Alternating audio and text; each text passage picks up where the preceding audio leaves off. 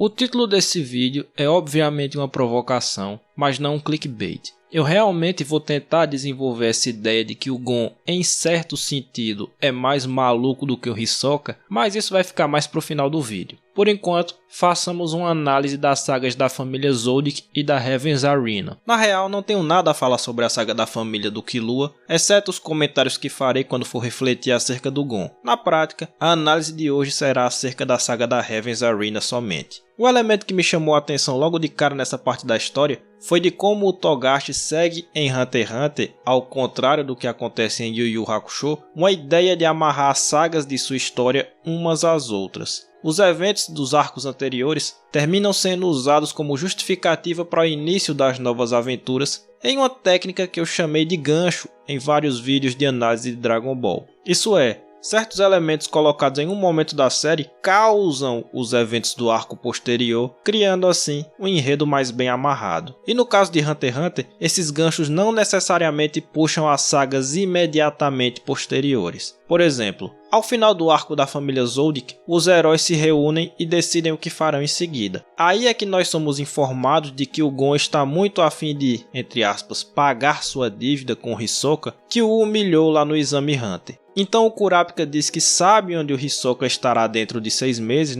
que o próprio Hisoka informou a ele no final do Exame Hunter, e esse lugar é a cidade de Yorkshin. Obviamente, estar nessa cidade durante essa data passa a ser o objetivo do Gon para se encontrar com seu adversário e fazê-lo pagar pela humilhação sofrida. Só que o arco que vem a seguir em Hunter x Hunter não é o de Yorkshin, mas nem por isso é um arco aleatório. Na verdade, o Killua informa que o Gon não tem a menor chance de enfrentar o Hisoka, dada a diferença entre os poderes dos dois, e que o mais sensato naquele momento é que eles busquem ficar mais fortes. Eis aí então o gancho para o arco da Heaven's Arena. Note que a mesma cena trouxe 2 ganchos de arcos futuros. Um para a saga de Yorkshin, que só ocorreria algum tempo depois, e o outro aí sim para o arco que viria imediatamente após. E note também que existe uma relação entre essas duas sagas. A saga da Heaven's Arena só existe em função da saga futura de Yorkshin. O Gon só vai buscar esse treinamento em vista do enfrentamento futuro com Hisoka. Então nós já somos capazes de perceber como o Togashi busca costurar e relacionar cada parte de Hunter x Hunter, formando assim um todo coerente, ao invés de apostar em arcos autossuficientes como ocorre em outros shonen. E aí entra outra característica interessante dessa obra, e até podemos dizer, do Togashi enquanto escritor. Eu lembro que o Leonardo Kitsune, quando ainda fazia parte do VideoQuest, chamou a atenção para esse ponto, com o qual eu concordo inteiramente. O Togashi é um escritor com um senso muito aguçado de função. Tudo o que ele escreve está ali com um propósito específico, e se um determinado elemento não vai servir para a história que ele pretende contar, ele simplesmente suprime esse elemento. Nós já vemos isso aqui quando ele tira tanto o Kurapika quanto o Leório do arco de Heaven's Arena, pelo singelo motivo de que eles não tinham por que estar ali. Os objetivos deles eram outros, então sem nenhuma cerimônia, o autor fez o que seria mais lógico, que é não forçá-los onde eles não encaixavam, o que poderia inclusive trazer outros problemas para a narrativa, como por exemplo a enrolação, criando conflitos artificiais para eles dois, só para dar alguma coisa para eles fazerem dentro do arco, ou então simplesmente escanteá-los,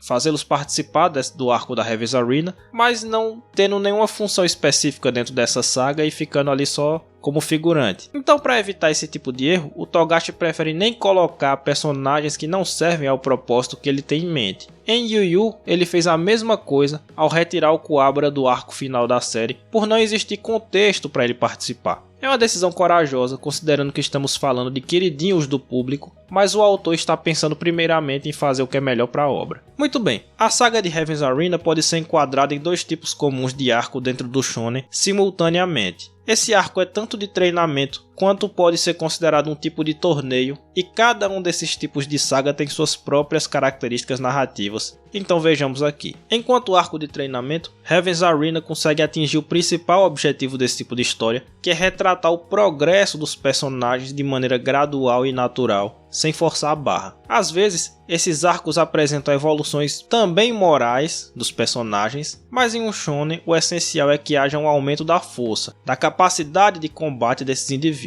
O ponto fundamental do arco de treinamento é que nós vejamos então os protagonistas saírem de um estágio inferior para um estágio superior de força, a fim de que estejam preparados para enfrentar desafios ainda maiores do que os que eles tinham encarado até aquele momento. Se é assim, os principais erros que podem ser cometidos nesse tipo de saga são: 1. A evolução dos personagens não ficar clara para o leitor, ou seja, ao final do arco, o autor quer que saibamos que os heróis estão mais fortes, mas não conseguiu nos mostrar isso ao longo da saga. Ou 2. A evolução até ocorre, mas de maneira forçada, mal justificada dentro do enredo ou apressada demais. Qualquer motivo, enfim, que nos faça achar que o aumento da capacidade dos personagens ocorreu de maneira artificial. Heaven's Arena evita ambos os erros e apresenta a evolução de Gon e Killua de uma maneira muito eficiente. A forma com que ele faz isso é simples, mas funcional. Essa saga está cheia de eventos, de cenas, de ocorridos que servem estruturalmente para marcar de forma clara o ponto no qual os personagens estão e o obstáculo que eles têm que superar para continuarem evoluindo. Por exemplo, a cena na qual o Zushi começa a usar seu Nen na luta contra o Killua serve para ilustrar com clareza um ponto no qual ele e o Gon deveriam evoluir, já que desconheciam o Nen até aquele ponto. A parte na qual Hisoka usa o seu próprio Nen para impedi-los de entrar no 200º andar da torre é outra dessas cenas que mostra que eles tinham que se aprofundar no estudo do Nen e que sem isso ambos estavam impossibilitados de enfrentar inimigos mais poderosos. O próprio final da luta entre o Gon e o maluco dos peões lá também marca bastante isso, pois ali o herói teve que abrir mão do seu Ten, que é um dos elementos do Nen, para poder sentir melhor a aura vinda dos peões do inimigo e poder assim se desviar dos seus ataques. Ou seja, naquele momento, o Gon não conseguia conciliar ambas as coisas, ou seja, sua defesa e essa percepção, né, da aura, o que demonstrava que ele necessitava evoluir ainda mais e etc. Outras cenas desse tipo, né? O ponto é, de tempos em tempos, o Togashi foi colocando esse tipo de cena que servia para mostrar ao leitor as limitações nos poderes dos heróis, estabelecendo obstáculos que serviam como parâmetro para marcar a evolução dos poderes desses personagens. Essa é uma maneira bem eficiente de passar a informação do aumento dos poderes dos protagonistas para o público. Com isso, não há aqui o erro de a evolução deles não ser notada ou ser considerada artificial, já que ela vai ocorrendo passo a passo. A cada instante, uma barreira nova é colocada para ser superada pelos heróis e eles vão progredindo aos poucos. E aí é que entra um dos elementos pelos quais Hunter x Hunter é mais admirado, até mesmo por outros autores como o Akutami de Jujutsu Kaisen, que é o sistema de combate. Essa obra se caracteriza por ter um dos mais complexos, se não o mais complexo, sistema dentre todos os Battle Shonen. O Nen, que é o tipo de energia de Hunter x Hunter, possui várias subdivisões, cada qual com uma função,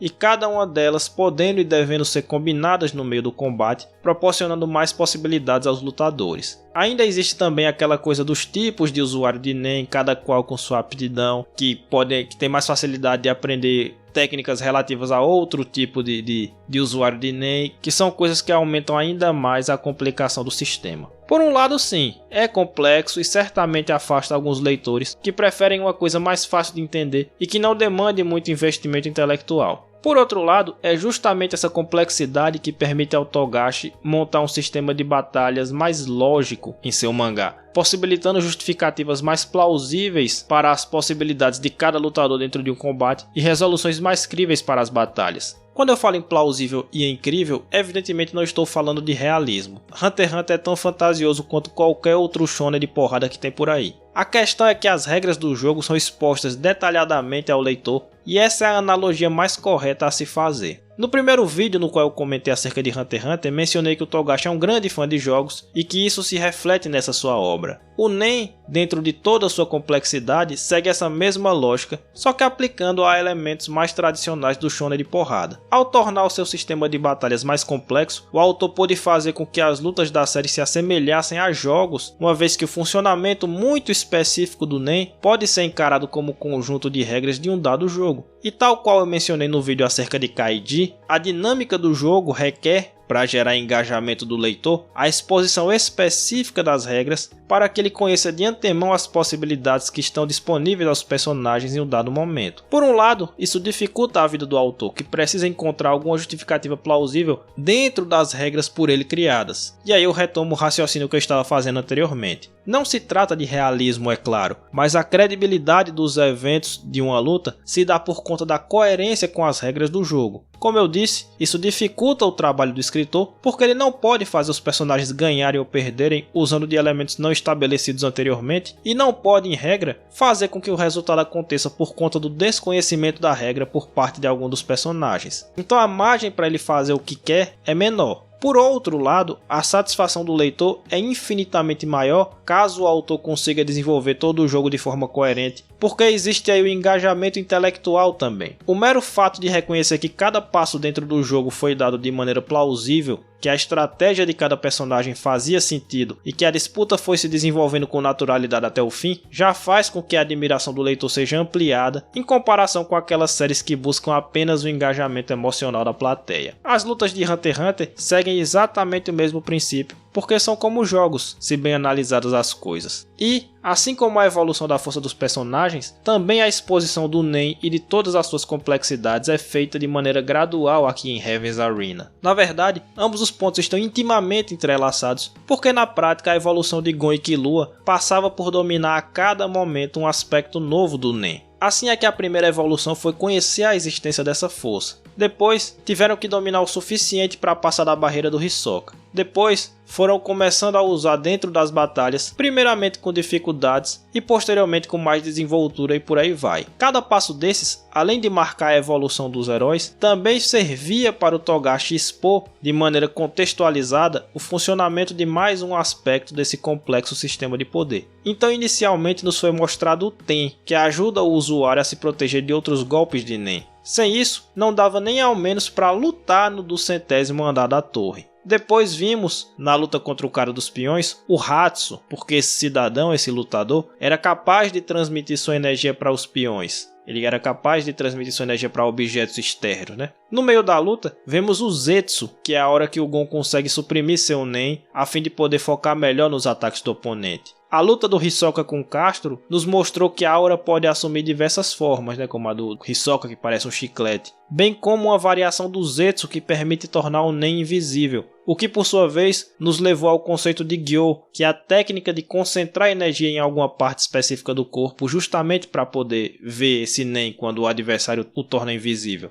Enfim, o ponto é, esses conceitos foram sendo introduzidos de maneira gradual e sempre dentro do contexto de alguma luta ou algum treinamento específico dos personagens, a fim de unir a complexa exposição do texto a algum elemento de ação dentro da trama, facilitando o entendimento e tornando as coisas mais interessantes. Antes de passarmos para o próximo ponto, só mais algumas observações acerca do Nen. Em primeiro lugar, é claramente um sistema de poder inspirado em Jojo, não só por trazer um tipo de energia que está ligado à personalidade do usuário, né, como os stands, como também, e de forma mais importante, pela função narrativa da coisa. Também Jojo aposta no engajamento intelectual da audiência em cima das estratégias das lutas, com cada personagem tendo um poder específico de uso específico. É claro que o sistema do Nen é infinitamente mais complexo que o dos stands, mas também é claro que a ele se assemelha muito mais do que ao sistema de poder de Dragon Ball de Cavaleiros, por exemplo. E a segunda observação tem justamente a ver com isso. Nosso primeiro contato com o Nen vem daquela explicação enganosa que o Wing dá pro Gon e pro Killua, que curiosamente parecia muito com o sistema de poder de Cavaleiros do Zodíaco, no qual a quantidade de energia está intimamente ligada à força da determinação, à vontade de vencer e etc.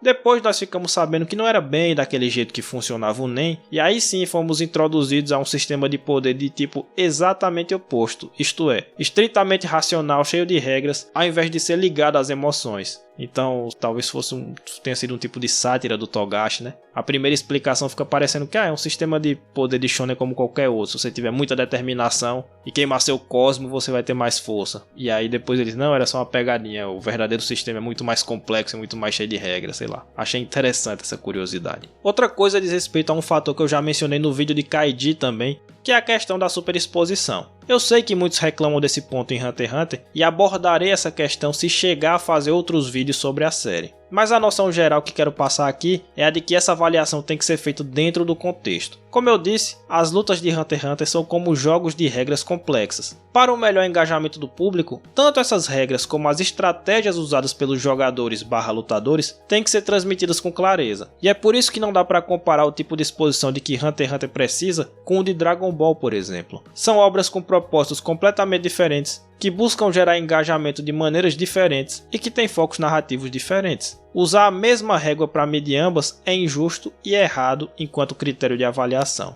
Menciono como exemplo a cena na qual a Mate explica passo a passo a estratégia usada pelo Hisoka para vencer Castro. Em Cavaleiros do Zodíaco, uma cena com tal função seria problemática porque desnecessária, porque estratégia não é o foco de Cavaleiros do Zodíaco. Em Hunter x Hunter, porém, os lances do jogo têm que ser expostos para que o leitor possa apreciar o que aconteceu ali. Nós podemos discutir se o modo como a cena foi feita, o modo como a exposição foi feita, com a Mate explicando para o Hisoka a própria estratégia dele, foi correta. Nós podemos discutir se foi correto. Mas o fato é que Hunter x Hunter precisa desse tipo de exposição, feita desse modo ou de outro, um pouco mais elegante, mas precisa desse tipo de exposição. Se não existir, não é a mesma obra e não atinge os mesmos propósitos. Enfim, sigamos. Além de tudo isso que eu disse, que demonstra que Heaven's Arena é um eficiente arco de treinamento, devo argumentar que essa saga também é um bom exemplo de arco de torneio. Claro que na prática não há torneio aqui, ou melhor, os protagonistas não participam do torneio. Novamente, senso de função. Nem o Gon nem o Killua tinham motivos para participar da luta do Coliseu lá, que ia dar dinheiro, casa, sei lá. Então o Togashi preferiu não fazê-los participar, de maneira inútil, né? Mas a estrutura básica da saga em si se assemelha muito aos torneios de Dragon Ball clássico. A luta no primeiro andar teve uma dinâmica idêntica àquelas lutas que o Goku e seus amigos sempre venciam com facilidade nas primeiras fases de cada saga de torneio. A luta do Killua contra o Cadeirante parecia os combates da segunda fase, que é uma certa mistura de seriedade com algum nível de humor, que claro, em Dragon Ball é muito maior, né? Mas em Hunter x Hunter tem alguma coisa assim nessa luta. Ainda não era luta totalmente séria. A luta do Gon com o cara dos peões já parece mais com um combate de semifinal de Dragon Ball, porque é mais complicada, demandando mais esforço do herói, que tem um pouco mais de engajamento emocional, etc. E a luta contra o Hisoka é como se fosse a final, a batalha decisiva que vale muito para o protagonista. Alguns rápidos comentários acerca desses dois últimos combates. Me agradou muito a primeira luta contra o rei da Beyblade lá, primeiramente pelos motivos que já apresentei antes, de como ela funciona bem para expor conceitos de Nen e serve para marcar a necessidade de evolução do Gon. Para além disso, um elemento que me agradou bastante foi que essa luta serviu para fortalecer a caracterização do Gon.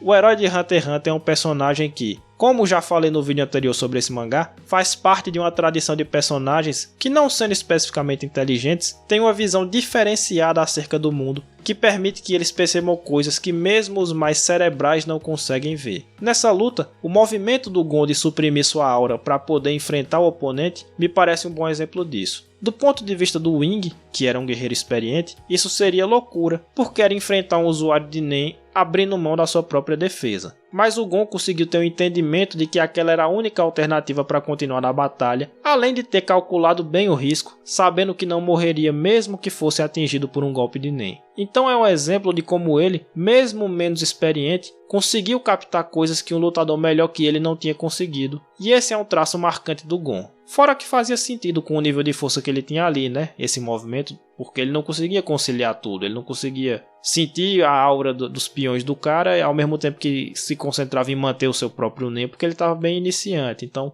fazia sentido também do ponto de vista do roteiro que ele não conseguisse fazer as duas coisas, então ele tinha que abrir mão, né? E também fortaleceu a caracterização dele, percebendo a estratégia que outros mais experientes não tinham conseguido perceber. E a final com Hisoka é uma luta bem fora dos padrões de Hunter x Hunter, porque ali sim, o foco foi muito mais na coreografia do que nas estratégias ou coisa do tipo. E é claro que o Togashi é um dos grandes mestres também nesse tipo de combate, afinal de contas ele escreveu Yu Yu Hakusho, né? Então a luta final é bem movimentada, bem dinâmica, com bons painéis que dão a sensação de fluidez entre as páginas, entre os quadros, enfim. E é uma luta com grande significado para ambos os personagens, né? Com o Gon finalmente pagando sua dívida depois de dar um murro na cara do Hisoka, pagando a humilhação que ele sofreu no Exame Hunter, e com o Hisoka basicamente morrendo de tesão com a batalha, né? E aí agora nós chegamos no último ponto desse vídeo, que é a provocação que eu fiz no título. O Gon é mais louco que o Hisoka. Claro que eu não estou falando de maneira literal. Como eu disse, é uma provocação. O Hisoka é absolutamente insano e tem tesão literal em morticínio, sendo um indivíduo movido pela sede de sangue. O ponto aqui é mais acerca da imprevisibilidade. Sim, o Hisoka é imprevisível. A razão de ser do personagem é essa. Como eu mencionei lá no início do vídeo, Hunter x Hunter é uma obra na qual cada saga, cada arco está bem amarrado nos anteriores, seguindo uma lógica na progressão do enredo e tudo mais. O Hisoka é o elemento que quebra isso. É como se o Togashi usasse esse personagem para se permitir um pouco de liberdade liberdade dentro do seu mangá. E o arco da Heaven's Arena mostra bem isso. Pela lógica do enredo, a luta entre Gon e Hisoka deveria acontecer só em York-Shin. Foi esse o plano estabelecido pelo herói, e foi em cima dessa premissa que o roteiro foi escrito. Heaven's Arena era só uma transição para o Gon ficar mais forte para enfrentar o Hisoka em York-Shin. Só que aí o Togashi vai e faz o Hisoka quebrar não só o plano do Gon, como a progressão mais óbvia de sua própria história. O vilão descobriu o que o Gon pretendia e foi encontrá-lo já na Heaven's Arena. Então estava tudo armado para ocorrer em York-Shin, mas o Hisoka faz o que quer na hora que quer, inclusive quebrar a sequência do próprio mangá. Só que a questão é que é fácil entender a lógica do Hisoka. Ele é um literal tarado por luta, sangue e morte, que sempre seguia pela busca do próprio prazer. A imprevisibilidade está no fato de ele poder ocupar diversas posições em cada arco. Geralmente é vilão, pode ser antagonista e até chegar a ajudar os heróis como ele fez em Greed Island. E ele faz o mesmo com a Gene e Ryodan, às vezes fingindo estar do lado deles e às vezes contra. Inclusive tem a ver com a personalidade dele, né, que é mentiroso e farsante. Ou seja, ele não fecha com ninguém e faz o que dá na telha. Tudo bem. Mas essa é uma lógica que eu posso compreender. Mas o Gon tem certas coisas que eu não consigo entender de maneira nenhuma. Sim, a maior parte da personalidade dele é simples, inclusive muito inspirado no Goku, como eu já falei, tudo mais. Mas às vezes me parece que o Togashi colocou ali alguns elementos para torná-lo menos previsível, ou para dar uma desnorteada no público, ou só para fazer o seu protagonista parecer mais humano. Duas são as cenas que me fizeram pensar nisso, quando eu estava lendo agora, e ambas são do arco da família Zoldyck. A primeira é a cena na qual ele se recusa a fazer o teste lá dos portões, preferindo entrar pela porta dos intrusos. E a segunda é a atitude dele diante da Canary, que é aquela criança que atua como segurança da mansão do Killua e tudo, né? É claro que eu entendi o ponto dessa segunda cena, na qual ele identificou que a Canary era amiga do Killua também e no fundo queria que o Killua fosse ajudado e tudo mais. Mas o comportamento do Gon em ambas as cenas é simplesmente esquisito demais pra mim. Qual seria o real problema em ele fazer o tal do teste lá dos portões? Tipo, por que se recusar de forma tão veemente? No caso da Canary, qual a ideia por trás dele ficar apanhando de maneira tão insistente sem arredar o pé? Toma uma paulada, volta, toma uma paulada, volta, toma uma paulada, volta, sem apresentar resistência, sem se defender, sem desviar, sem nada. Qual é a lógica disso? Sim, eu sei que tudo isso foi motivado por uma certa revolta pelo fato de estarem problematizando uma simples relação de amizade dele com o Killua e tudo mais, eu sei disso. Mas o modo como ele expressa essa revolta é muito estranho pra mim. No fundo, o Gon me parece um personagem que tem uma noção muito própria de moralidade, uma ideia muito específica na qual esse tipo de teimosia, essa recusa em ceder diante dessas situações, e lembremos aqui também da luta contra o Hanzo no Exame Hunter, de que isso é uma demonstração de que ele está no fundo certo, ou melhor, é o contrário, de que o fato de que ele está certo justifica essa teimosia, de que o fato de ele estar fazendo o que é justo, ou não estar fazendo nada de errado, significa que ele não pode ceder 1 milímetro, pois isso seria como abaixar a cabeça para o erro. Então ele fica apanhando, e voltando para apanhar mais sem oferecer nenhum tipo de resistência. Ou então ele se recusa a fazer um teste que para ele seria muito fácil de passar. Ou então ele basicamente se recusa a desistir de uma luta que ele não tem como ganhar. E coisas desse tipo. Tudo porque na cabeça dele ou ele estava certo ou ele não estava errado, pelo menos. Então é um tipo de teimosia muito estranho, muito esquisito, um comportamento que eu não consigo compreender. Ele opera em uma lógica que pra mim é mais difícil de entender do que a do Hisoka. É um personagem que dá o que pensar, enfim. Por enquanto é isso. Muito obrigado a quem assistiu a todo o vídeo. Compartilha aí com a rapaziada e dá aquela moral. Semana que vem, acho que vem vídeo especial aí, hein? Até lá.